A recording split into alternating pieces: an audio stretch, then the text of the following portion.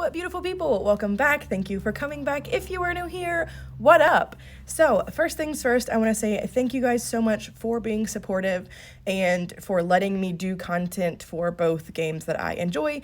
I was really hesitant about picking up Clash of Beasts because I didn't know how my War Dragons community was going to react, but I've been doing content for about a week or two on both platforms, my Instagram and on my YouTube, and it's been super fun and awesome, and I'm glad that so many of you have picked up the game and are enjoying it as well. I do giveaways for both games on my Instagram, and that is probably the place that you will get the most up-to-date information. I don't always have the time to get videos out, so that is where you want to follow me if you want more real-time information. There also is a new season coming up in War Dragons in just a couple of days or weeks if you are keeping track. So I will have a ton of content coming out for that, and I will have a ton of content coming out for Clash of Beasts. So between both platforms, it will be poppin'. So today we're going to be talking about affinities and the god towers that you can have in Clash of Beasts. If you play similar games, this is similar to elements. So specifically in War Dragons, you have like your fire element, your dark element. That is what your affinities are in Clash of Beasts. So each of your beasts will have a certain affinity, and then you can also align your towers to the different gods to give your towers that affinity as well. And when a beasts of the same affinity and your towers of that affinity meet, there are some setbacks for the beast. So it makes it a little bit harder for them to get through your base. And then also each god tower has its own little tricks that it spurts out to make it harder to get through your base as well. So that's what we're going to break down and we're going to talk about today. So first things first, when your 4-tower island, if you have 3 towers aligned to a specific god, then you will get the affinity boost. You'll receive 25% tower HP and attack. You only need 3 towers to activate the affinity, but your 4-tower island is also good, in my opinion, to throw a god tower on there just for some little tips, like little tricks that it can do as well, to make it a little bit harder for those dragons to get through. Each god tower has a little bit of a trick of the trade that it does, whether that's reflecting damage back or making it cost more mana per spell to use. And we're going to break down each one of those god towers shortly. You can also see on the little graphic to the bottom left, before you attack a base, this is your battle view, and you can see what affinity each island is aligned to when you're attacking an enemy, so that you know which beasts not to use. So if you're coming up on this particular setup with a purple and a red, you're not going to want to use a beast that is aligned to Vorm or to Slurn, because that would give you an affinity curse. It's going to make it a little bit harder, and that is something that we're going to talk about later in the video.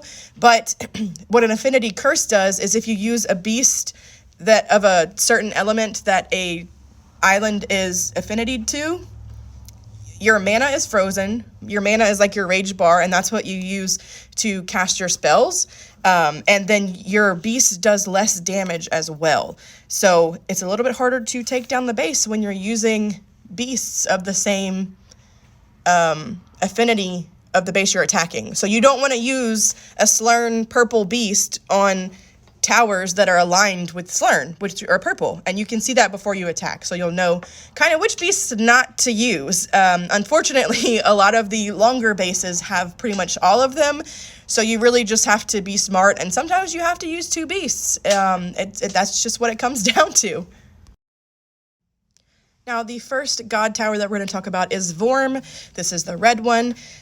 Its crowning shining moment is that it reflects damage done to the tower as damage to the attacking beast. So if you are affected and the beam is hitting you and you've got that effect from the Vorm tower, any damage that you do to that tower is going to be reflected back to your beast. So if all of a sudden you're getting hit by that tower and you're taking massive amounts of damage while you're trying to kill it, that's because it's killing you back.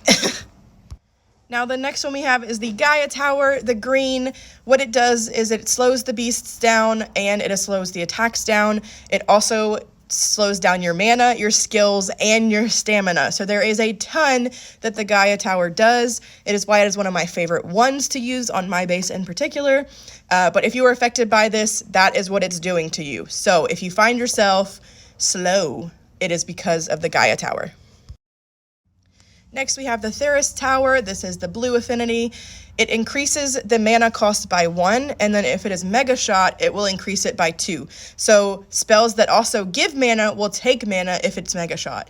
This means that if you have a spell that normally costs 3 mana, if you are hit by a Mega Shot, it's going to cost 5, but if it is just the regular beam on you, it's going to cost 4.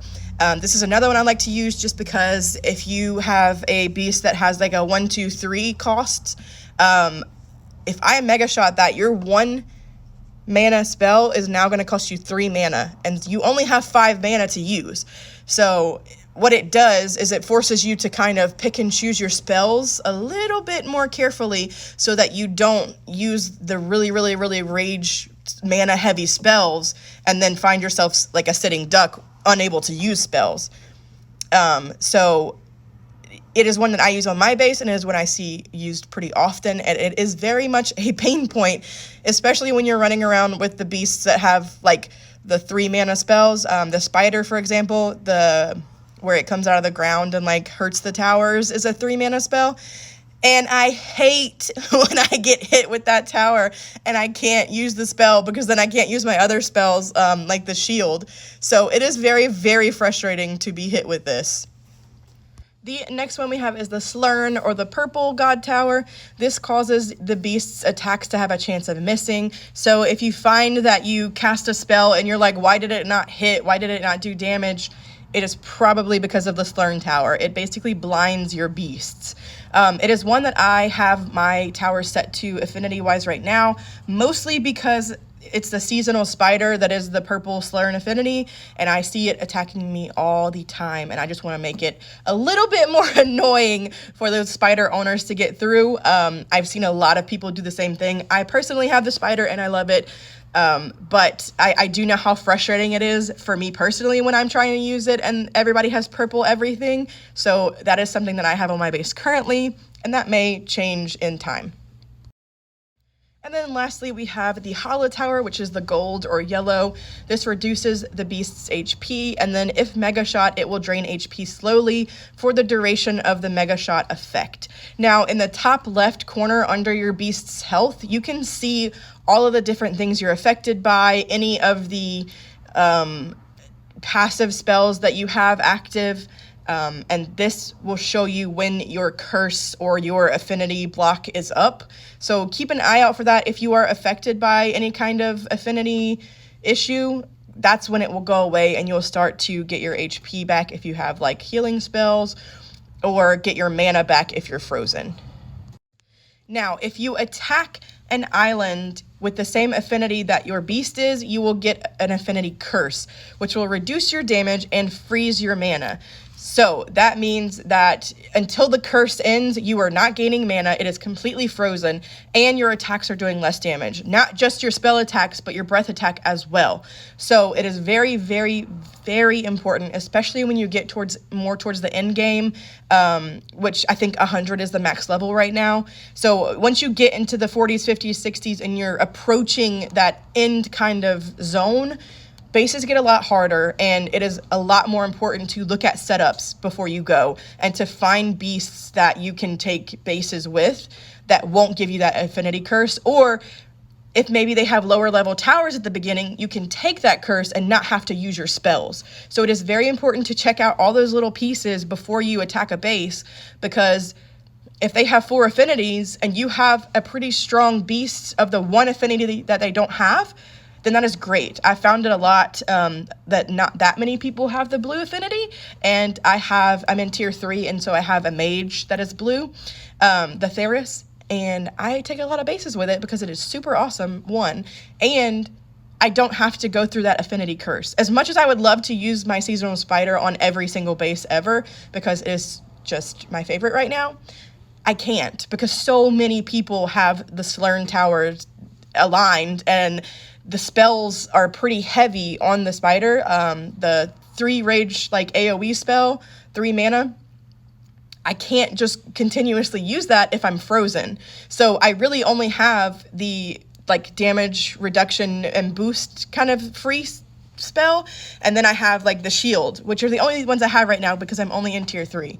So it's very frustrating to go and want to use the spider because it's the strongest one I have, but I can't. So it is super helpful to be able to have beasts of different affinities for that reason, and it is something that I definitely encourage. There are a lot of the breedable beasts that are super awesome, and I will make a guide for each tier, which ones I think are worth it and which ones I think that you should just breed and bench or use as like an XP slave. But that will come a little bit later. And lastly, this is just what I talked about a little bit earlier, that you can see all of the debuffs, all of the resists, and when you are cursed in the top left corner under your health bar. So you can see here that I have frozen mana and I have that reduction in my breath damage active right here because I am cursed, because my spider is Slurn affinity and the towers that I was attacking were aligned to Slurn. So thank you guys so much for watching. If you have any questions, please put them below. I do giveaways on my Instagram. It's at TacoWD. I do giveaways for both games. So if you want to get some goodies for Clash of Beasts or you want to get goodies for War Dragons, follow me there, enter. The Clash of Beasts stuff, I usually give away about 3 per week, and then War Dragons is just one $20 pack per week. So you have less of a chance to win there, but when you do, you get some goodies. So follow me there, follow me here.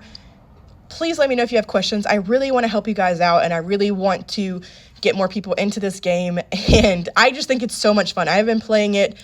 Right now there's a PvP event, and I am ashamed to say that I am in the top 100 globally because I can't stop playing. It's bad. So again, thank you guys for watching and supporting. I hope to see you in the next video. Have a beautiful, wonderful day or night wherever you are in the world, and I will see you in my next video.